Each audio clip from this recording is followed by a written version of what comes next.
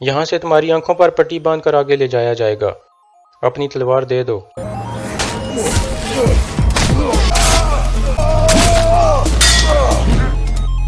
سلیمان شاہ کا بیٹا ارطغرل کبھی اپنی تلوار نہیں دیتا۔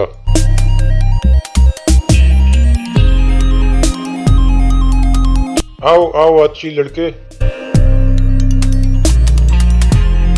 پچھلی دفعہ ایک کام ادھورا رہ گیا تھا، اب وہ کام ختم کرنے کا وقت آ گیا ہے۔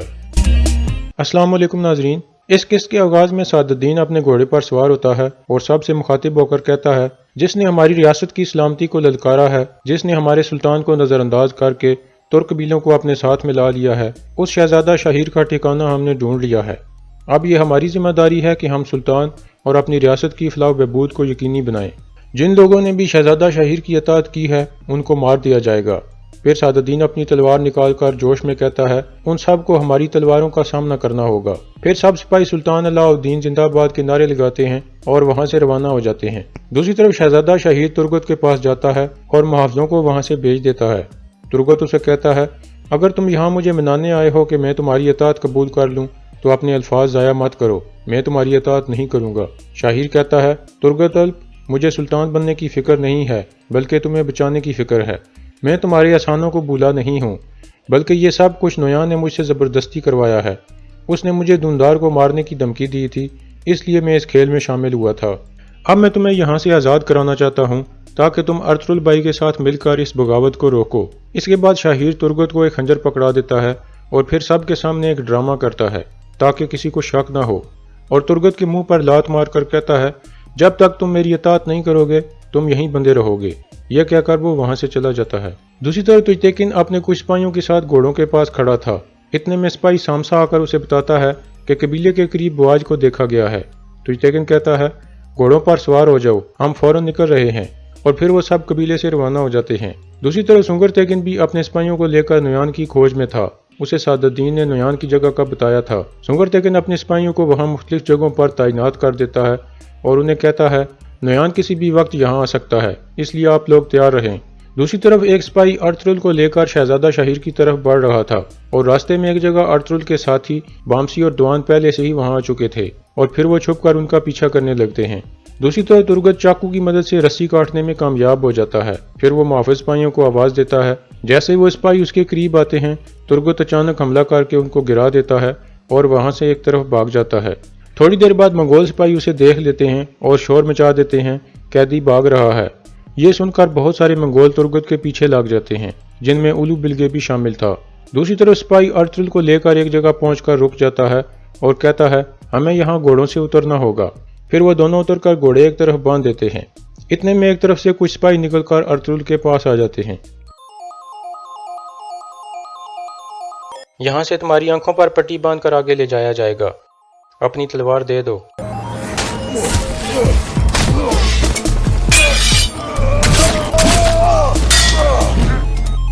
سلیمان شاہ کا بیٹا ارطغرل کبھی اپنی تلوار نہیں دیتا۔ اس کے بعد ارطغرل اس سپاہی کو آگے لگا کر چل پڑتا ہے۔ دوسری طرف بواج اور تجتیکن کا آمنا سامنا ہو جاتا ہے۔ بواج فوراً اپنا گھوڑا موڑ کر بھاگنے لگتا ہے اور تجتیکن بھی شدید غصے میں اس کا پیچھا کرنے لگتا ہے۔ تجتیکن کے سپاہی بھی اس کے پیچھے پیچھے آنے لگتے ہیں۔ دوسری طرف ترگت بھاگ رہا تھا اور منگول اس کا پیچھا کر رہے تھے۔ ایک جگہ پہنچ کر وہ روک کر چھپ جاتا ہے، اور جیسے ہی ایک منگول سپاہی وہاں سے گزرتا ہے وہ اسے خنجر گھونپ کر مار دیتا ہے۔ اتنے میں دوسرا سپاہی بھی وہاں آ جاتا ہے جس کے ہاتھ میں ترگت کا کلاڑا تھا۔ ترگت اسے کہتا ہے، یہ کلاڑا مجھے دے دو تاکہ میں تمہیں بتاؤں کہ یہ کیسے استعمال کیا جاتا ہے۔ وہ سپاہی اس پر حملہ کر دیتا ہے، لیکن ترگت اس کا حملہ ناکام کر کے کلاڑا اس سے چھین لیتا ہے اور پھر ایک ہی وار کر کے اس کا خاتمہ کر دیتا ہے۔ پھر ترگت کا سامنا 5-6 اور منگولوں سے ہو جاتا ہے اور وہ ان کو بھی ختم کر دیتا ہے، لیکن پھر وہ دیکھتا ہے کہ منگولوں کی ایک بڑی تعداد اس طرف آ رہی تھی۔ یہ دیکھ کر وہ وہاں سے ایک طرف بھاگنے لگتا ہے۔ ترگت بھاگتے بھاگتے اس جگہ پہنچ جاتا ہے جہاں ارطغرل ایک سپاہی کے ساتھ جا رہا تھا، اور قریب ہی بامسی اور دوان بھی چھپ کر بیٹھے تھے۔ اتنے میں بہت سارے منگول سپاہی بھی وہاں پہنچ جاتے ہیں۔ بامسی اور دوان بھی باہر آ جاتے ہیں اور پھر لڑائی شروع ہو جاتی ہے۔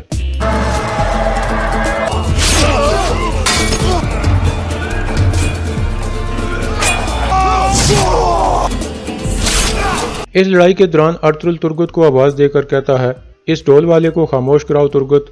یہ سن کر ترگت وہیں سے اپنا کلاڑا گھما کر پھینکتا ہے जो सीधा उलू बिल्गे के सर में जाकर लगता है और वो उधर ही गिर कर मर जाता है। इस तरह उलू बिल्गे का यहाँ पर खात्मा हो जाता है। कुछ ही देर में बाकी तमाम मंगोल भी मारे जाते हैं और फिर अर्तुगरुल और उसके साथी खुशी से एक दूसरे के गले मिलते हैं। फिर अर्तुगरुल तुर्गुत को कहता है, अल्लाह का शुक्र है कि तुम्हारी ज़िंदगी उनसे महफूज रही भाई। तुर्गुत कहता है, अगर शाहीर ना होता तो मैं अब तक मर चुका होता भाई। अर्तुगरुल कहता है, मैं सब जानता हूँ। दूसरी तरफ तुजतेकिन बुआज का पीछा करते करते एक जगह पहुँचता है तो बुआज कहीं गायब हो जाता है। तुजतेकिन गोखचे को आवाज़ें देने लगता है। इतने में एक तरफ से उसे गोखचे की आवाज़ आती है तो वो फौरन अपना घोड़ा उस तरफ दौड़ा देता है। इस तरह वो सिपाहियों से अलग हो जाता है और फिर उसका सामना नुयान से हो जाता है। आओ आओ अच्छी लड़के,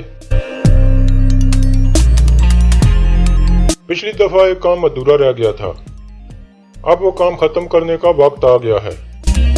इसके बाद नुयान कहता है, मैंने तुम्हें एक गड्ढे में ये सोचकर फेंका था कि तुम मर चुके हो, लेकिन तुम जिंदा बच गए। चलो अब वो काम खत्म करें। इतने में बुआज भी वहां आ जाता है और तुजतेकिन को तंजिया अंदाज में देखता है। नुयान उसे जाने का इशारा करता है तो वो एक तरफ चला जाता है। फिर तुजतेकिन नुयान को कहता है, गोखचे को छोड़ दो, तुम मुझे चाहते थे और मैं तुम्हारे सामने खड़ा हूँ।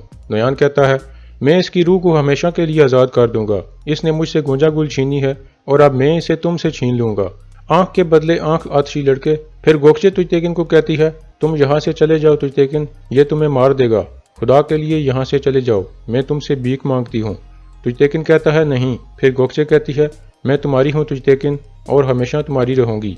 और इसके बाद नुयान उसके गले पर अपनी तलवार फेर देता है और गोखचे उधर ही गिरकर शहीद हो जाती है।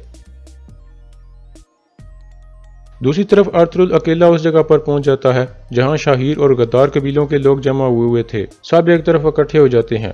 अर्तुगरुल उनके सामने जाकर अपने घोड़े को ऊपर उठाता है और फिर उन सब से मुखातिब होकर कहता है, मैं यहाँ ना ही आपके लिए आया हूँ और ना ही शहजादा शाहीर के लिए, बल्कि आपको यह बताने के लिए आया हूँ कि तुम्हारी इस बगावत के पीछे अमीर सादुद्दीन है और वो तुम लोगों के हर कदम से आगाह है। वो नुयान के साथ मिला हुआ है और उसने तुम लोगों को इस जाल में फंसाया है। इतने में एक कबीले का सरदार कहता है, जब तक सुल्तान शाहीर हमारे साथ हैं हम इस रास्ते पर हार नहीं मानेंगे। अर्तुगरुल कहता है, अभी भी आपको समझ नहीं आ रही, सादुद्दीन किसी को भी मार सकता है जो उसकी इताअत नहीं करता, और हो सकता है कि अभी वो अपने सिपाहियों को लेकर यहाँ आ रहा हो। तुम लोग अपने कबीलों और अपने सिपाहियों को जाया कर रहे हो। फिर वो सरदार अपने सिपाहियों को हुक्म देता है, पकड़ लो अर्तुगरुल को। सिपाही अपनी तलवारें निकाल लेते हैं, लेकिन फिर शाहीर बोल पड़ता है और कहता है, रुक जाओ, मैं सुल्तान के दावे से हटता हूँ, अब मैं आपका सुल्तान नहीं हूँ। ये सुनकर सब खामोश हो जाते हैं, लेकिन ऐन उस वक्त एक तीर सीधा शाहीर के कंधे में लगता है और वो गिर जाता है। सादुद्दीन अपने सिपाहियों को लेकर वहां पहुंच गया था।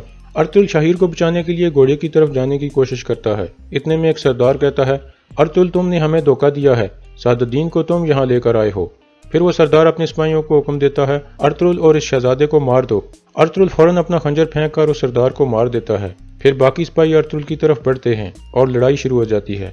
यह देखकर सादुद्दीन मुस्कुराने लगता है। दूसरी तरफ गोखचे शहीद हो चुकी थी और तुजतेकिन शदीद गुस्से में नुयान पर हमला कर देता है, लेकिन नुयान फौरन उसे काबू कर लेता है। इतने में काफी सारे मंगोल सिपाही भी वहां पहुंच जाते हैं। नुयान तुजतेकिन के साथ एक खेल खेलने के लिए एक रस्सी मंगवाता है।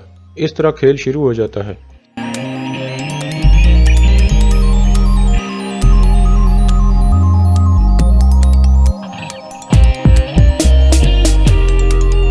दूसरी तरफ अर्तुगरुल अकेला लड़ने में मसरूफ था कि इतने में उसके तीनों साथी भी वहां पहुंच जाते हैं और काफी सारे आदमियों को मार देते हैं।